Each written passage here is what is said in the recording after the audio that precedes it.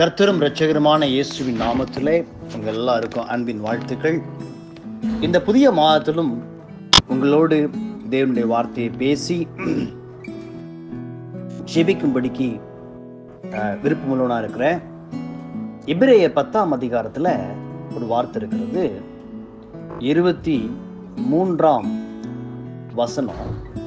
அதுல பார்க்கிறோம், அல்லாமலும் நம்முடைய நம்பிக்கையை அறிக்கையிடுகிறதில் அசைவில்லாமல் உறுதியாய் இருக்க கடவோம்.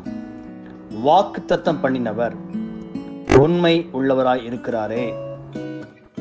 இந்த வார்த்தை தான் இந்த புதிய மாதத்திலையும் நாம் சிந்திக்க, யோசிக்க, அறிக்கையிட வேண்டிய ஒரு வார்த்தையா இருக்கிறது.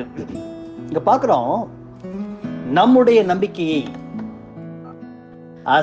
அறிக்கையிடுகிறதில் அசைவில்லாமல் உறுதியா இருக்க கடவோம்.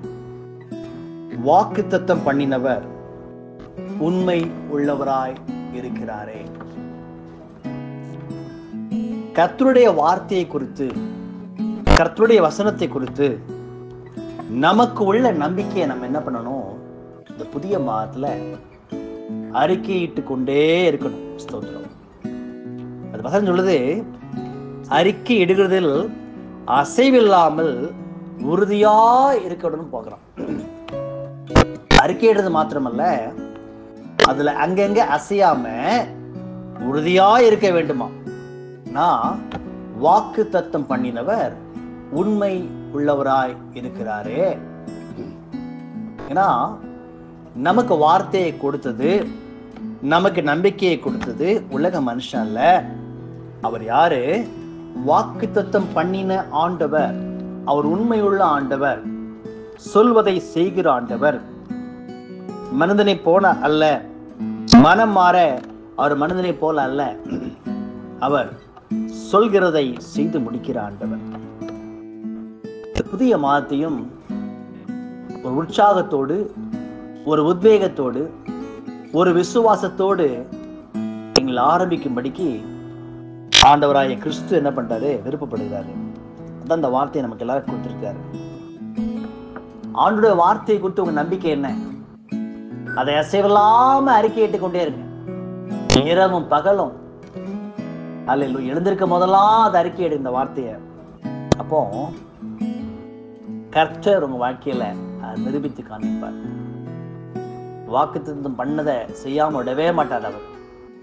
எல்லா கண்களை மூடி ஜெபிக்கலாமா?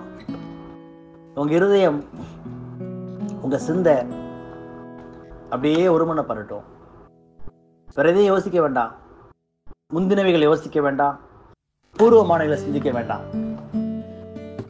நம்முடைய ஆண்டவர், அவர் வாக்கு தத்தம் பண்ணின ஆண்டவர்.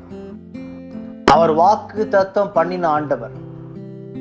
அவர் வாக்கு மாறாத ஆண்டவர். அவர் சொல்கிறதை செய்து முடிக்கிற ஆண்டவர் அவர்.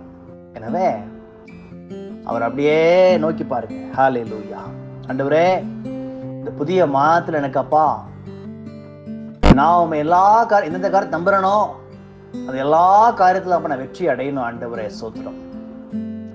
ஹல்லேலூயா, ஹல்லேலூயா. தகப்பனே, இந்த அருமையான வார்த்தைக்காக நன்றி அப்பா, ஸ்தோத்திரம்.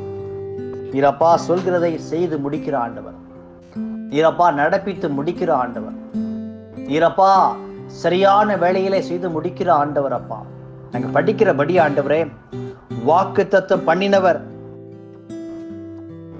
நீர் உண்மையுள்ள ஆண்டவர் கர்த்தாவே. நீர் உண்மையுள்ள ஆண்டவர் கர்த்தாவே. ஸ்தோத்திரம் அப்பா. சொல்வதை செய்து முடிக்கிற ஆண்டவர் கர்த்தாவே. அப்பா, நம்முடைய பிள்ளைகள் வாழ்க்கையில் நீ கொடுத்த வார்த்தைகள் ஆண்டவரே, நம்முடைய பிள்ளைகள் விசுவாசமாய் அறிக்கையிடும் போது, அசைவில்லாமல் அறிக்கையிடும் போது, உறுதியாய் அறிக்கையிடும் போது கர்த்தாவே ஆண்டவரே, கர்த்தர் அப்பா நன்மையானவர்களை காண செய்ய போறீங்க. எங்க வேதத்துல படிக்கிறபடி அப்பா, மரணமும் ஜீவனும் நாவின் அதிகாரத்தில் இருக்கின்ற வேதத்துல படிக்கிறபடி கர்த்தர் அற்புதம் செய்ய போறதற்காக உனக்கு நன்றி ஆண்டவரே.